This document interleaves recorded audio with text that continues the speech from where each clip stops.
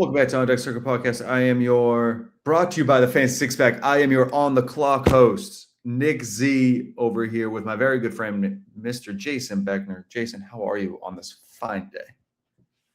Great. We're not on the clock. We're on deck circle, but we're on the deck. Yeah, we're on deck.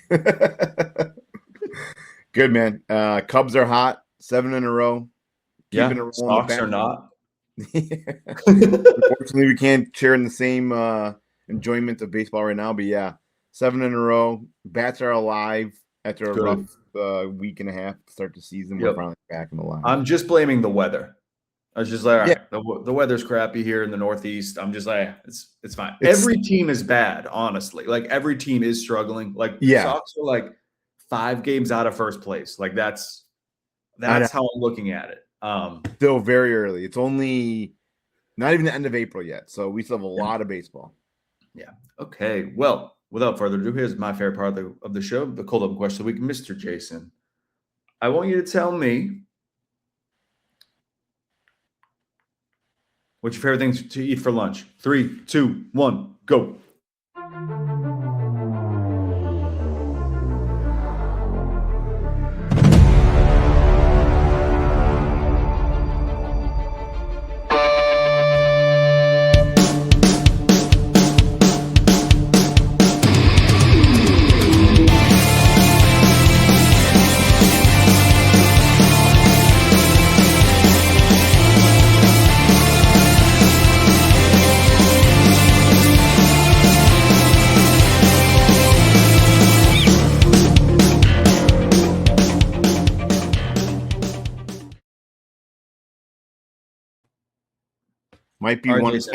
Might be one of the easiest cold open questions of the week.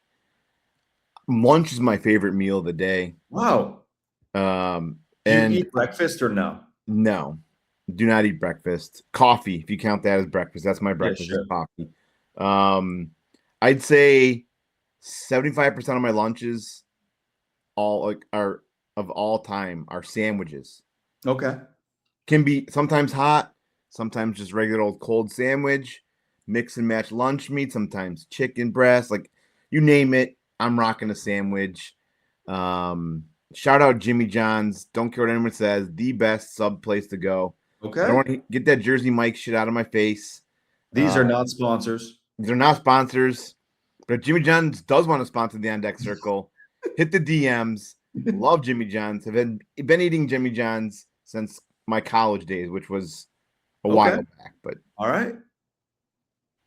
Is there a specific do you have a go-to sandwich in life or at Jimmy John's?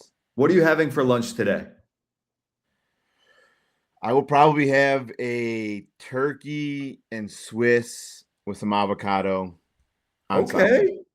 All right, Jason. Nice. I keep the Sammy ingredients on deck at all times. Similar to this podcast, the Sammys are on deck.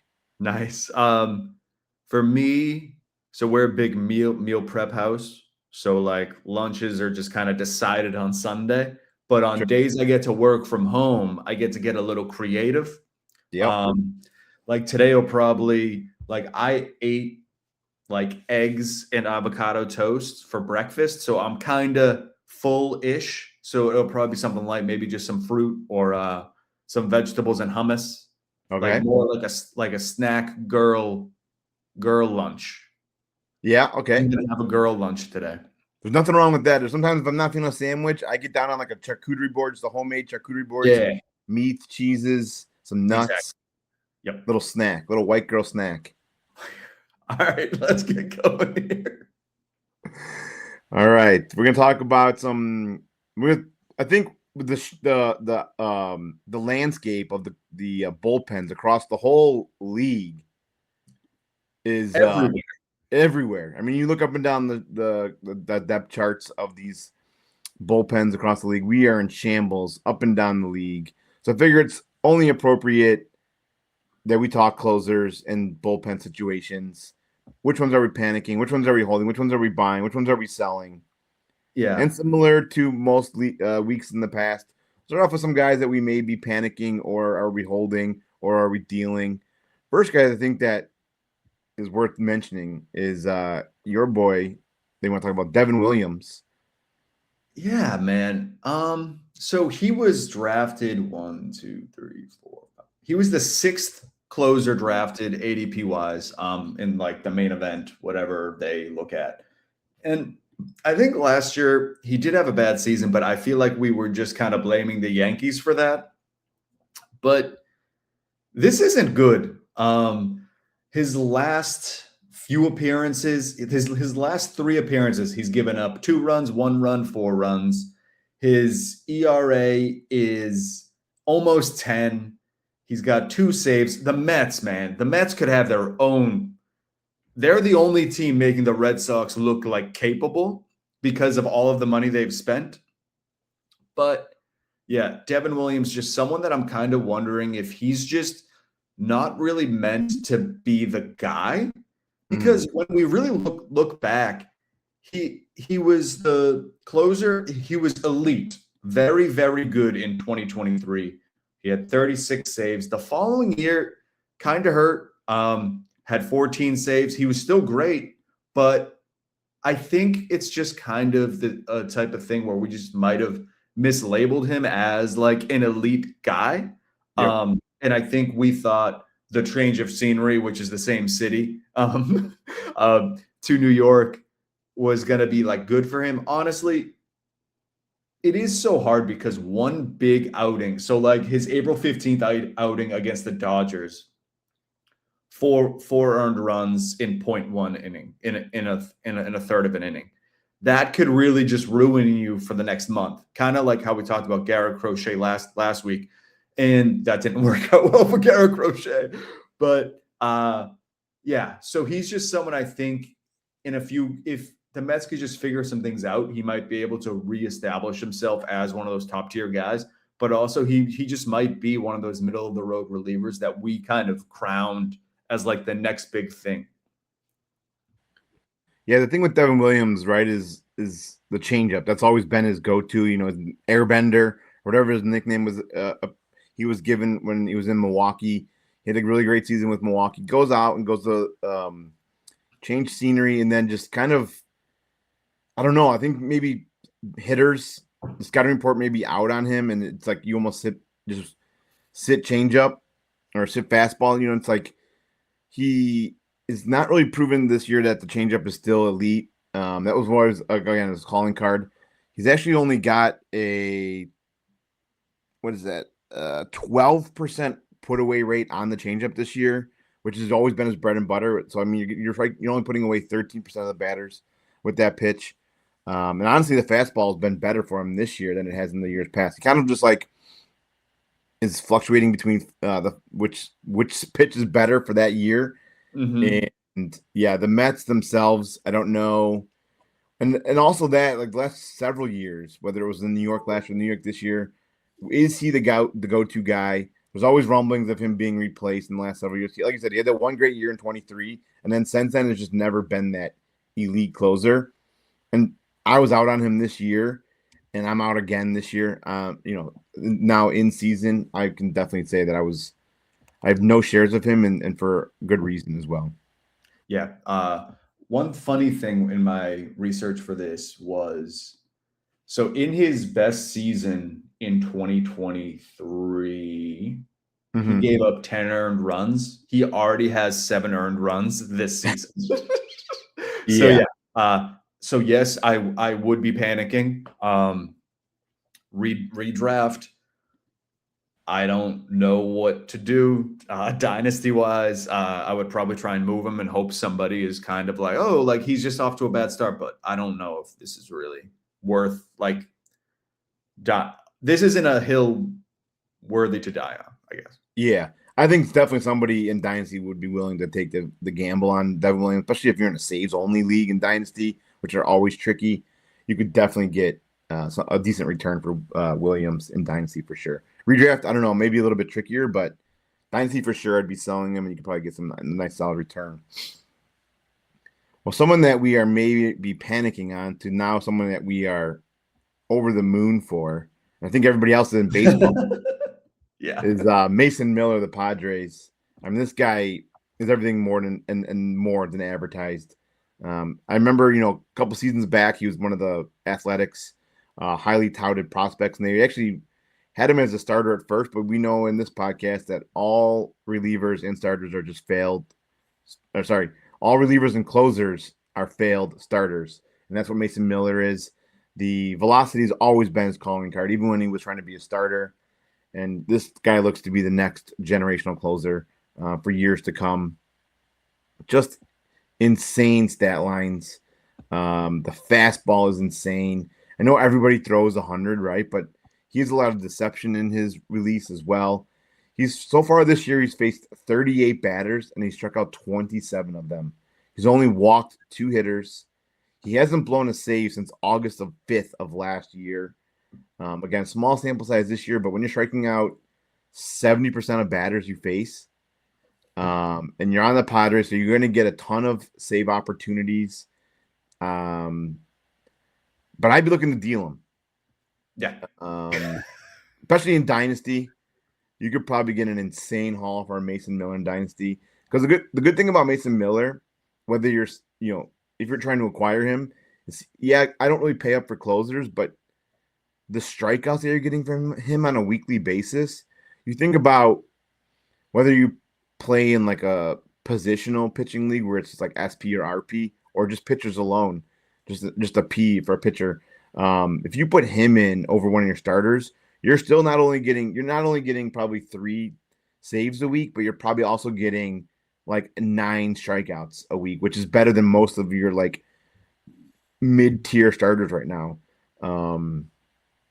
I don't have the exact numbers. I know walks are up, which I would assume means strikeouts are down on your starting pitchers. So to get a guy like Mason Miller that's going to come in, give you saves, insane ratios, and strikeouts as well, you should be looking to deal this guy. He is, I believe, post Tommy John, so you can definitely push that to your advantage while trying to deal him. But yeah, I mean, if I'm owning Mason Miller, and not just Dynasty, in any format, I'm looking to sell just on the return that you can get from him alone. For sure, yeah, deal him. And also, much like someone that we just spoke about in Devin Williams, it just takes one blow up for Mason Miller to like have a crazy ERA. I mean, granted, it's less likely to happen because Mason Miller is an elite closer, but in general, it's just things could change so quickly for relief pitchers and closers, and like they're gonna have to trade him, right? And like that's crazy because they gave up DeVries for him. Like it's just they're like validated because he's so good, but also it's just like you weren't ready for this. Like you're not making this trade like 10 times out of 10 with who they are. Right. And they can't pay all these guys. Like you have Tatis Jr. is playing second base now, which is a cheat code, which is great. I will take that. Yeah. But yeah, I was baffled then. I'm kind of baffled now because I don't know what they're going to do. But much like the Padres, you should trade Mason Miller now. Yeah, the Padres are, AJ Preller is a maniac when it comes to wheeling and dealing. I love that he does it, but it also like jeopardizes the future of the team. He's definitely a very much like our window's open. The problem with the Padres, though, is off tangent, but they're in the same division as the Dodgers. The Dodgers have unlimited money. The Padres don't. So the Padres are, instead of paying everybody, they're just trading for everybody at any means necessary. Mm-hmm. And point in case is Mason Miller deal. But yeah, definitely deal Miller in any format. But only we should premise this by saying, make sure that you're getting an insane return. The person that's requiring Mason Miller should be highly overpaying. Oh, yes. Yeah, you're not trading Mason Miller for a couple prospects. A few prospects, unless it's DeVries. Yeah. But yeah, no, for sure. Yeah, you should be getting definitely like a top 10 prospect and probably even a top 25 dynasty asset. Yeah, for Mason Miller, at least. We'll see. I'm interested to see what trades look like with him.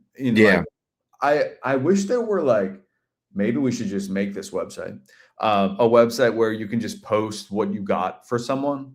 So that's weird. I know in fantasy football they have like a lot of websites that I subscribe to, like there's trade finders, right? Like there's got to be a baseball trade finder somewhere. Yeah. I just don't know where it is. A trade calculator sometimes, but even that is still like right. There's got to be like some sort of trade finder where it collects all the data across like ESPN, Yahoo, and Fantrax leagues of like trades that have happened in the last like 15 days or 30 days. But yeah, that would be huge for baseball for sure. All right, let's jump on over to another guy here. Andros Munoz of the Seattle Mariners. What say you? This was another one that I'm kind of struggling with. Unlike the Devin Williams, I'm going to say this is an anomaly and just a couple of bad outings, just because I really like Munoz in general. Hold on one second. And like the velo's up, everything's up. He's still getting whiffs. I just think it's just the 1 or 2 bad outings he's had that are kind of screwing him here. He's still only 27. This isn't a case like I think with someone we're going to talk about next that like he's not going to lose his job. Like Munoz is their closer for at least the season and probably further. So this is definitely someone I'm not quote unquote worried about. It's just more like to keep an eye on it. Definitely still like an elite guy. Their bullpen is awesome out there though. So that is the only thing. Like they have Brash is there. They have Spear, I think Spear is out there. They traded for Ferreira, who we spoke about on like the offseason when Harry Ford got traded for him. So I think if anything, he won't lose his job, but he might just get more of a rest, like a reset, like go figure your shit out. Because I really do think like we're still talking a 96% K percentage. Like he's still great. He still has 14 strikeouts in 8 innings. But it's just that inflated ERA at just under 8. And I just think it's just a matter of a couple bad outings. Yeah, I think similar to like Devin Williams, like there's a lot of up and down here. But if I'm looking for a closer, I would definitely reach out to the Munoz owner and see where they're at with him.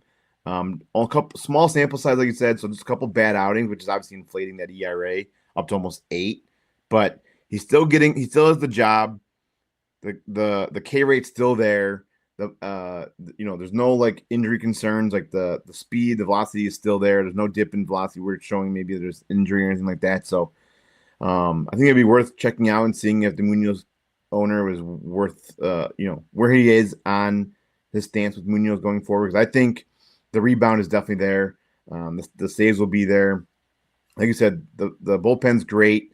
The park itself, T-Mobile Park, is a great pitcher's park. So half his games he pitches in a great pitcher's park. So I am definitely not panicking on a Munoz, and I believe that all will be right at the end of the year, and it'll look similar to the years past, where he's 30 plus saves and like a 2 ERA.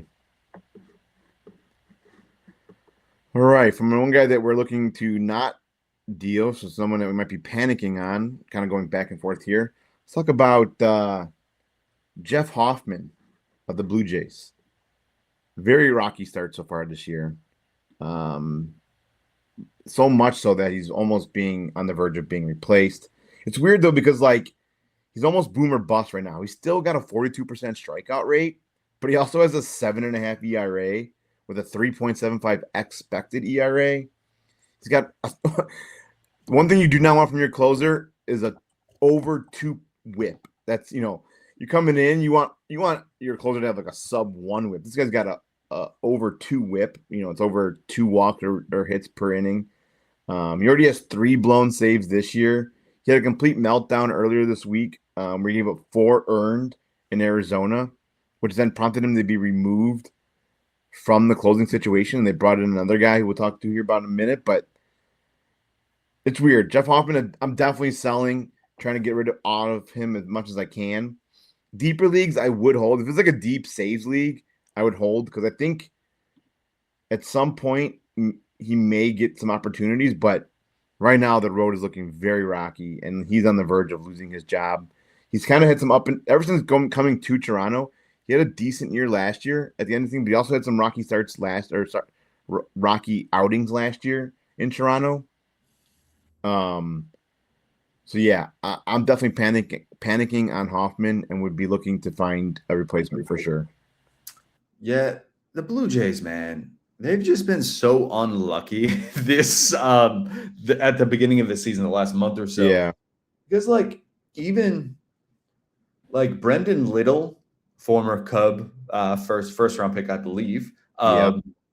He was awesome last season as as their setup guy, and he was demoted quickly with a 25 ERA and in 3 innings pitched. And then we have this kind of thing with Hoffman. I own a lot of Little shares, so I wish Little did better because like he would just be thrusted into the closer role by now.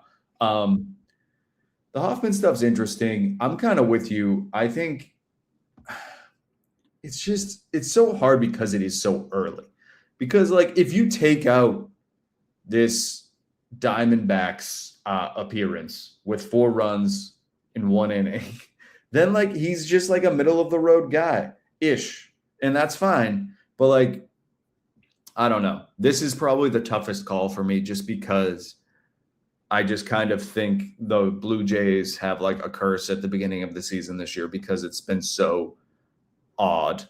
So I would honestly probably hold Hoffman just to kind of see what happens, because like even if you were to try and trade him, you're not getting anything because it's like even in general, like I'm personally not trading for a closer unless it's Mason Miller. The rest you can all just kind of like, we got fucking this. Do you know who's second in the league in saves? Ooh, I don't. I'd want to see maybe like Cade Smith. Riley O'Brien of the St. Louis Cardinals. Oh, yeah. Then third, Paul Sewald. Like, these, you can find saves. Yeah. So I think I'm holding him and just kind of going down with the ship if need be. Yeah. Like I said, finding saves is been one of those things throughout the year where it's like you can always, as the season goes on too, right? Like bullpens get beat up, injuries happen, guys lose their jobs. So you can definitely find saves down the road. And so I think we maybe jump into some guys that might be worth looking at to add in some of these deeper leagues that might give you some return as far as saves go as the season goes on.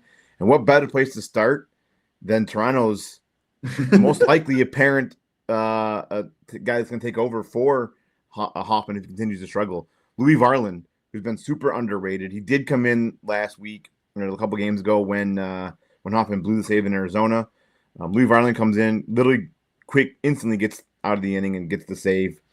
But he's been lights out, 0.85 whip, so basically the exact opposite, of Hoffman. Hoffman's got a 2 whip.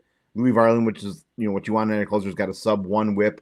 Got a 1.59 ERA, 42% strikeout rate, 35% K versus minus walk rate, a 186 batting average against, including inducing a ton of weak contact.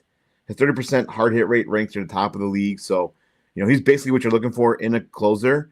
He may be owned in some of the shallower dynasty leagues and shallower redraft leagues. But if you're looking for a guy that might be sneaky ad right now, Louis Varland right now could be taking over that Toronto Blue Jays job.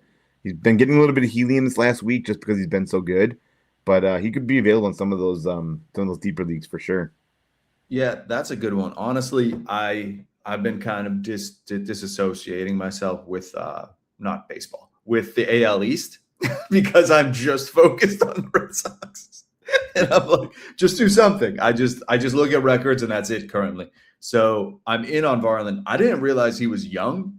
I think he just has like an old name, like a Louis Varland. Like he sounds gritty. He sounds like he's doing a dip and like has a keg for like a belly. But no, he's a good-looking white guy.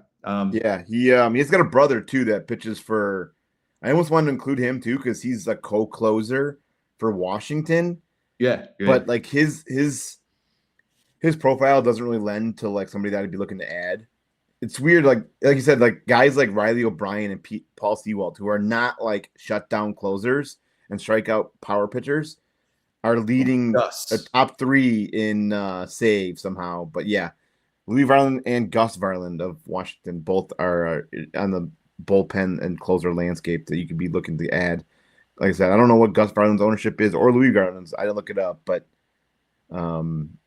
yeah, Louis Varland been since coming over from Minnesota, he's been really good for Toronto. So I'd be looking to see where he is in your league. Nice. Another guy here who might be looking to get some movement here and get up that depth chart is Abner or Uribe of the Brewers. Yeah, I think Abner Uribe is very much kind of like the same mold as Devin Williams when Josh Hader was the closer. It's kind of like the old saying, like the backup quarterback's the most like popular guy in town or whatever. I think Uribe is kind of like that, especially now. We easily could have talked about Mengel at the first half of the show because I would definitely be betting on him. I'm pretty sure he lost the job, and now there's figured out. Yep. But Uribe's been great. He's converted 2 saves so far. Solid strikeout numbers. He's averaging one an inning, which isn't terrible by any means. I think the fastball's there for sure, or the sinker. My only real concern is kind of his. Yes, he's very low on whiffs.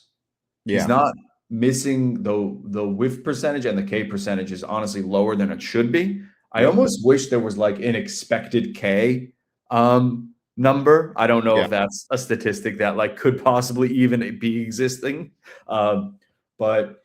And he does kind of, with that velocity, you kind of lend yourself to more hard hit balls. So that's also kind of something that's a little bit concerning. But he should be available in a decent amount of leagues. I know I added him in a 10 and I added him in a 12. He should 100% be on your – he's probably rostered in a saves holds league.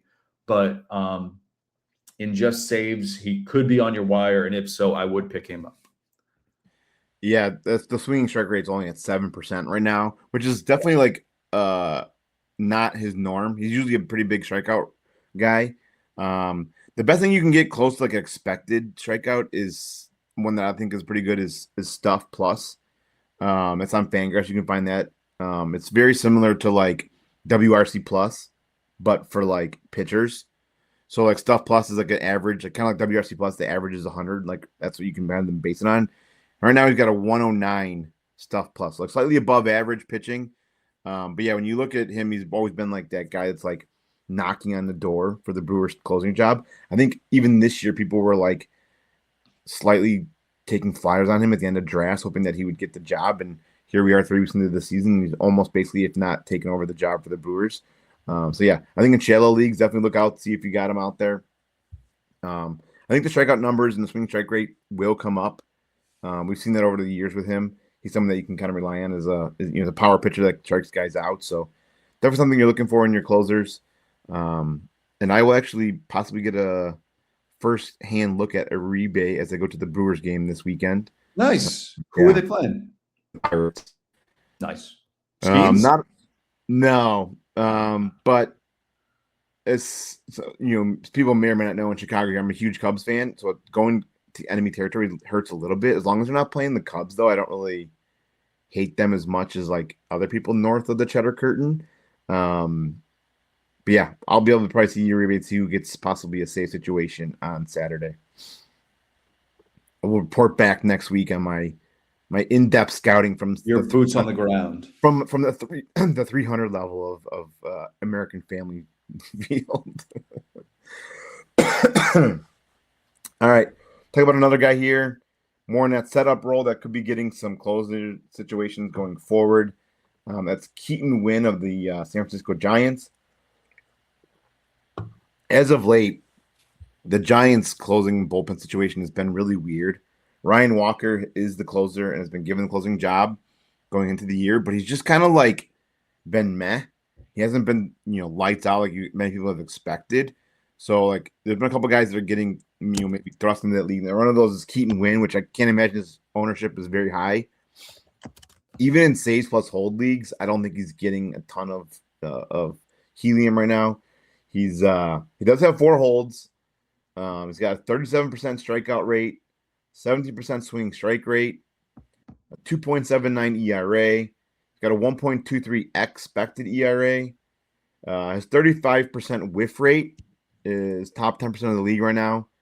Right now, his only downfall, though, is most closers, they always do only rely on 2 pitchers, but he's relying so heavily on just a split finger right now that could lend to some downfall here in the near future.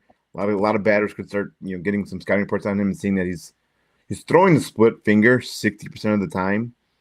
So, he's obviously setting up with the fastball and then, wiping him out with the split finger. So that does lead me to some concern, but I can't imagine the own rate on Keaton Winn is very high right now. I think it could be worth taking a shot in some of these deeper leagues and hoping that, some struggles continue to happen with the Giants closing situation, that, he could be thrust up in there. Because right now, they're a mess too. Yeah, they're a mess right now. They don't really know who to use. They've got a couple guys in setup role. Ryan Walker only has 2 saves. And yeah, he just had a blown save this past week, so things could be a little bit rocky there in San Francisco. I got nothing on Keaton Winn. No worries, man. It's like a deep league target. I think I'm sure you're gonna have a lot to say about this next guy we're gonna talk about. Yeah, it wouldn't be on deck circle if we didn't bring up some sort of prospect or a deep league target that's down in the minors. So I want to talk to me about Luis Gastelum. Yeah. So basically, what someone we briefly mentioned earlier was Riley O'Brien for the Cardinals. I think he's going to be a huge trade candidate moving forward throughout the season, and most likely will be moved just because the Cardinals don't need a closer right now. That's not something they need to hold on to. If they can get value for anything, they might as well try and get it. This is someone that I found recently, like this past year.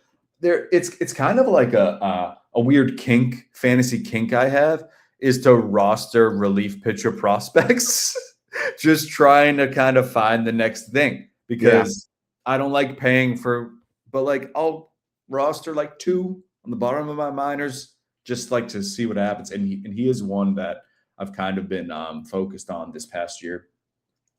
My only issue with him is his best pitch, and it does grade as 70 grade. So we're talking elite, is a changeup. And who did we just talked about? Devin Williams, someone that relies on his changeup as a relief pitcher. I don't know if there's actually anything to really back this up, but I think if your best pitch is a changeup and you're only pitching for 1 inning, ideally, it might not be great. But aside from that, he's just someone that I'm really trying to figure out, and I think we might see him sooner rather than later. So far in AAA, he's got 7 appearances, ERA 2.25, 11 strikeouts in 12 innings. So nothing crazy. Only one home run, seven walks isn't great. But 2025, he was decent again. He racked up 10 saves, ERA just over 4. But that 2024 season, in 32 games, his ERA was under 3, 8 saves, 73 strikeouts. Just someone that seems to kind of get how to use what he has. He's not trying to overpitch. He's just kind of given what he's got. And I think he's just worth a look. Honestly, though, you can probably wait till he gets called up, because no one's like a real sicko like myself that likes to roster relief pitchers. But just someone to definitely take a look at. He pitched in the WBC for Team Mexico. He was fine there. I only think he pitched in 1 inning or 2. But yeah, just a little thing, because I've been hot on these, Jason. All right. My guy and Antonacci, Yeah. Inside the park home run last night. Did you see the It was brutal. Yeah. The controversy behind it. It's supposedly Luis Gastelum thought it hit the ball boy.